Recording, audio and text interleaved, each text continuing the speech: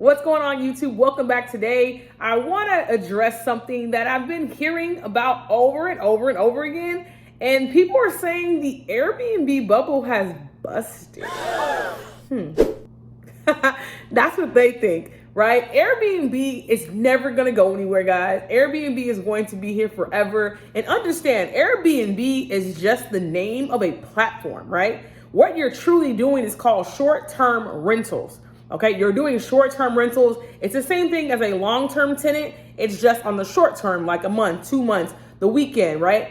It's called short-term rental for a reason. Now understand, Airbnb, it's just been exposed so much. It's out there. Everybody knows about it. Now think about 2017, 2018, like when it was new and it was like the new kid on the block, right? Everybody wanted to get into Airbnb and it was going really fast and people were throwing them up. Now the problem was happening was people were just getting Airbnbs. They were getting them illegally. They were just halfway doing it, throwing any kind of furniture, not doing their research, not really doing anything, but just getting properties and just halfway putting them up, right?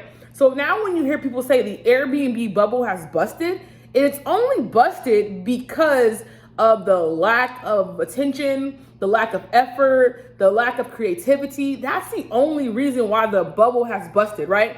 But I'm gonna show you today, right, why people think it busted and how you can win inside of Airbnb. And I'm gonna show you a trick that I've been using since 2018 that has not only changed my real estate portfolio, but my Airbnbs have gone crazy. We've done some amazing things in some of our units. And I wanna be able to show you today exactly what I've done that most people aren't doing. Let's get into it. First, right, we're gonna be talking about what did I do and what do I do that sets me apart from most people who are doing Airbnb. Remember what I told you, Airbnb is just a platform. Airbnb is not anything more, anything less. It is merely a platform for you to host your property for people to rent out. There's also VRBO, right? VRBO is another platform, which is just like Airbnb. It's just a platform. So don't get it confused when people say Airbnb or they say whatever, right? VRBO, Airbnb, HomeAway, Expedia, all of those things are the same thing. They're just a platform. What we are doing and what you're going to be doing from now on is called short-term rental. Short-term rentals, okay?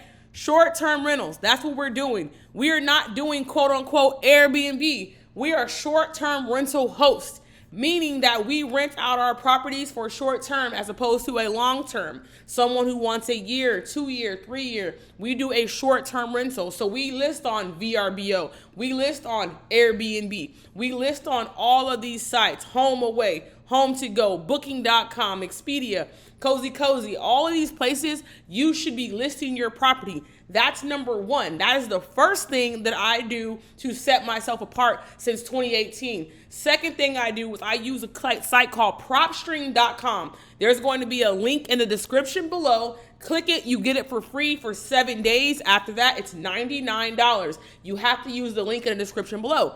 Now, the next thing I do, let's say I want to do a property in Houston, Texas, okay? I want to go Houston, Texas. Then I'm going to come over to my filter and I'm going to say owner occupied, no. Vacant, yes. I'm going to go residential. I'm going to do single family homes.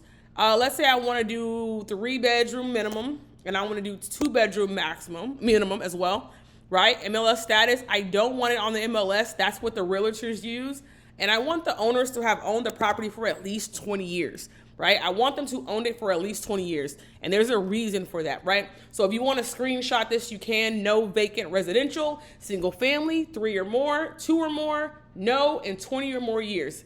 All right. So that gives me 194 properties in Houston, Texas that fit the criteria that I have listed.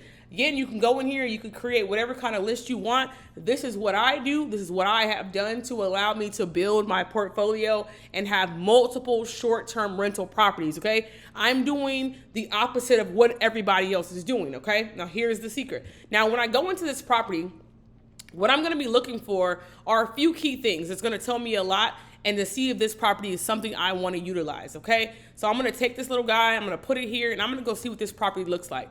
All right, so this is the property.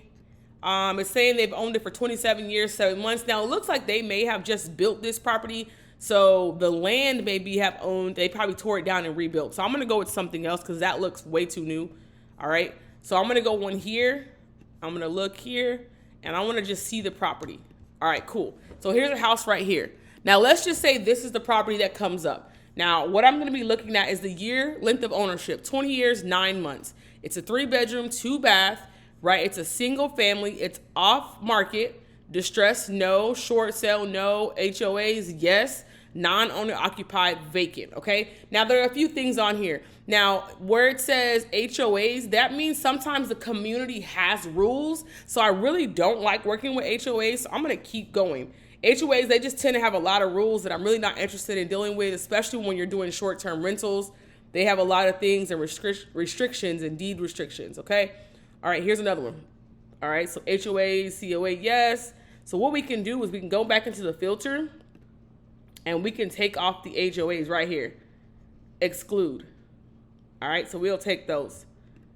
So now you see our properties have dropped down to 71. This is a lot better. I like this. All right, so let's go back now and let's see what we can do. The reason why I don't like the HOAs is just too much going on with it. They require too much. They have too many restrictions for me. All right, so let's say this is the property that we found. House doesn't look too bad. That's one of the first things you want to look at. You can come and see the rest of the neighborhood to make sure the neighborhood's safe, to see if it's something that you would even be interested. I see they're putting some new construction back here. They got some stuff back here. So it looks like a decent neighborhood. All right, so that's the first thing. Now you see HOAs, no. Off market, single family, non-owner occupied, meaning the owner does not live there. It is vacant. It's been owned for 24 years by the same person. It's a 3-bedroom, 2-bath. Okay, it's Mr. Joseph Gregory and Floretta Stykes, right? Those are the owners, okay? Owner 1 and owner 2. So I want to talk to one of these two people and find out if they are interested in one of two things. Are you interested in renting out your property to me? And I can see right here the rent, they have it listed for $1,567. $1,567 is what they have it listed at. I would call Mr. Joseph Gregory or Miss Floretta Stykes, and I would say, hey, my name is Rhonda. I am a short-term rental investor, and I'm interested to see if you would be open to me renting your property for my short-term rental business, right? They're going to say one of two things, yes or no. If they say yes, I'm going to offer them two options. I'm going to say, hey, would you be more interested in me paying you the $1,567 a month? Or would you be interested in me doing an 80-20 split with you on all profits made for the month? Now, the reason why I asked for a split is because if I make nothing, there's no loss. Nobody loses. If we make nothing, there's an 80-20, there's nothing to split. If we make money, there's an 80-20. I didn't have to put any rent down. I don't have to take any risk. And therefore, it's a great deal for both parties. Now, if they want me to pay rent, $1,567, what I'm going to do is I'm going to go and find my calculator, right? $1,567, that's the rent. And let's just put an extra $300 on it for utilities, Wi-Fi, lights, all those things, right? Now, let's say we're at $1,867. What I would do is I would divide that by 15 days. That's if I had 15 days booked. And that would put me at $124 a night. Okay, $124 a night is the bare minimum I should be taking in order for me to at least make rent and utilities. Okay, anything over that, I should be in profit. Okay, so that's what I do. 15 divided by the number divided by 15, $124 a night. Now, what I'm gonna do is I'm gonna take this address, I'm gonna go into our platform, and I'm gonna see what 3 bedrooms and 2 baths are doing in this area. Check-in dates, they really don't matter. I'm going to just go see, and I'm going to do a for guest, right? So this is the area of which the property's in, because all I did was took the address right here. I took that address, I put it in my booking platform, and I want to see what the prices are going for, because we know we just need a bare minimum of $124 a night, okay? $124 a night, and now we can go and see that we're doing 612, 532, 292. This is what the properties look like in the area, so I need to compete. I need to make sure my properties look at least close to what's going on in the area. And then I'm going to find out who's the top guy, who's getting all the bookings, and I want to see what they're doing. This guy right here has 43 bookings, 43 reviews, and this is our property, and this is where that property is in proximity to our property. If you want to kind of zoom it in, you can see it better. This is that property right here. So it's very, very close. We got a 537, a 292, a 838, and that's based off of the time frame that I put, right? So that's gonna let me know a little bit, but I'm really more so concerned about the core, what the beds and baths are looking like, because I have this is a 3-2. So I want to see what these other properties are. Okay, this is a 3-bedroom right here, 2.5 baths. So it has a half bathroom bigger than what we would have. They're sleeping 11 guests. So we want to go and see, okay, they have a queen bed, futon, another queen bed. They have 2 sofa beds in the living room. So they're sleeping 11 guests at their property. They have a 4.81 review. And with that right there, it's going to put us at 537.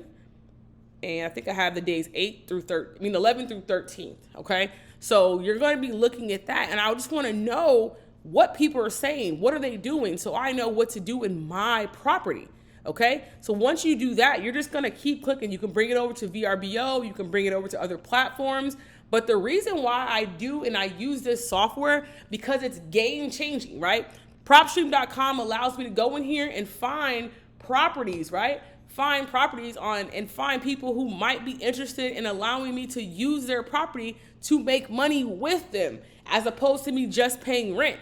All right. Now, I also use this software for a ton of other things. I would love to share with you how I get furniture for free for all my Airbnbs, how I furnish and use the free money that I get from using this software. And I have all the units paid for fully by another method that I use. Now, I'm going to leave a link in the description below. If you guys want to book a one-on-one call with me, you can definitely do that. And I'll break down the middleman method and how I get free capital to fund all these Airbnbs. Guys, I hope that helps. Understand that the Airbnb bubble did not burst. It's still going. It's still alive. Just make sure you're doing it right. And I'll see you guys in the next video.